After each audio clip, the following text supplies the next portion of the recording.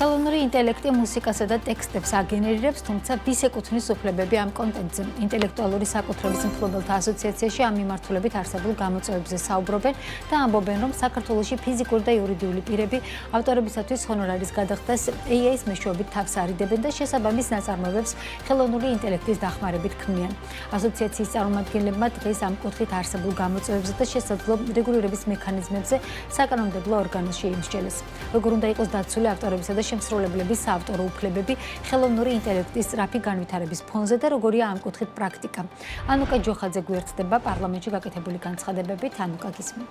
ინტელექტუალური საკუთრების მფლობელთა ასოციაციაში ამბობენ, რომ მნიშვნელოვან პრობლემას წარმოადგენს თავად ის ფაქტი, რომ ხელოვნური ინტელექტის პლატფორმებზე აქტიურად იტვირთება უკვე არსებული ნაწარმოებები, რომელთა ავტორებს არც თანხმობას თხოვენ და მათ გამოყენებაზე და ამისთვის ისინი არც ჰონორარს იხდიან. ასოციაციის იურისტი ამბობს, რომ ამ კუთხით აუცილებელია რეგულირების ჩარჩო შემუშავება იმისთვის, რომ საავტორო უფლებების დაცვა მოხდეს. წინააღმდეგ შემთხვევაში მისი თქმით სფეროს სრული დეგრადაცია მოხდება, რაც საქართველოში ნაწილობრივ დაწყებულია. მისი შეფასებით ფიზიკური და იურიდიული პირები ავტორების შექმნილ ნაწარმოებებს აღარ იყენებენ და არჩევანს აკეთებენ AI-ის გენერირებულ ნაწარმოებებზე, რომლებიც უფრო სწრაფადაც იქმნება და იაფიცხებს.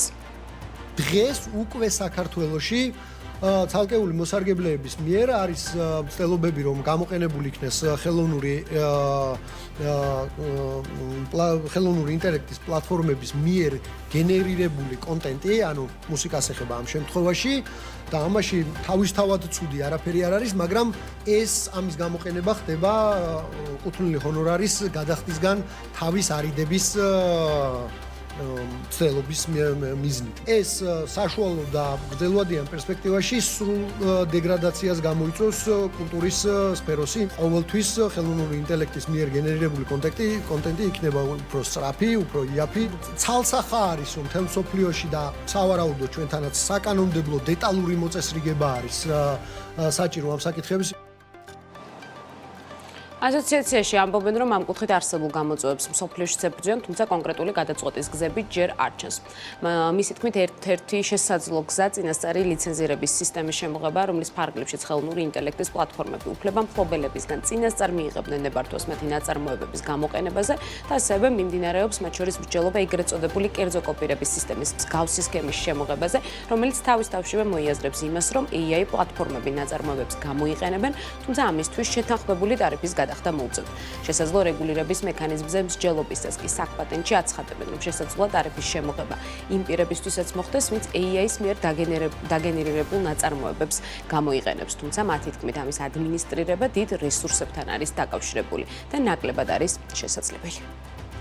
უნდა გითხრათ ობიექტური სიმართლე, რომ დღეს მსოფლიოში, მათ შორის საქართველოში არ გაგვაჩნია ხედვა, რომელიც ამ საკითხის საბოლოო გადაწყვეტას შემოგთავაზებთ. ერთი მხარე, რომელსაც შეიძლება მსოფლიოში განიხილავენ, ეს არის, რომ პასუხისმგებლობა დავაკისროთ, მაგალითად, ფიზიკურ ან იურიდიულ პირს X ან Y-ს, რომელმაც რომელიმე ხელოვნური ინტელექტის გამოყენებით შექმნა მუსიკა. ჯერ ერთი ამის ადმინისტრება კატასტროფულად გართულდება, მოგეხსენებათ, რომ ამის ადმინისტრებას თავისი რესურსი აქვს, IPOA კანონში უწერია, რომ ის არ ხარჯავს 20%-ზე მეტს მიღებული შემოსავლების და ძალიანაც რომ მოინდომოს, ვერ შეძლებს ყველა იმ ფიზიკური და იურიდიული პირის კონტროლს, რომელიც ხელოვნური ინტელექტის გამოყენებით შექმნის პროდუქტს. მეორე მხრივ მე ვფიქრობ, რომ შესაძლოა გაჩნდეს კითხვები სამართლიან მიდგომასთან დაკავშირებით, იმიტომ რომ ადამიანები, რომლებიც იყენებენ ტექნოლოგიურ სიახლეებს, ჩვენ შეიძლება შევზღუდოთ.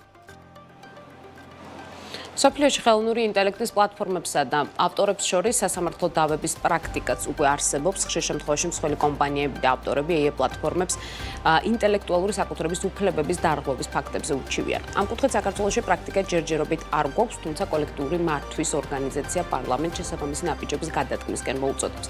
როგორია საკითხზე თავად იურისტების და მათ შორის კანონმდებლების პოზიცია ამ თემაზე უფრო მეტ შეფასებას ჩვენ შემაჯამებელ გამოშვებაში მოისმენთ.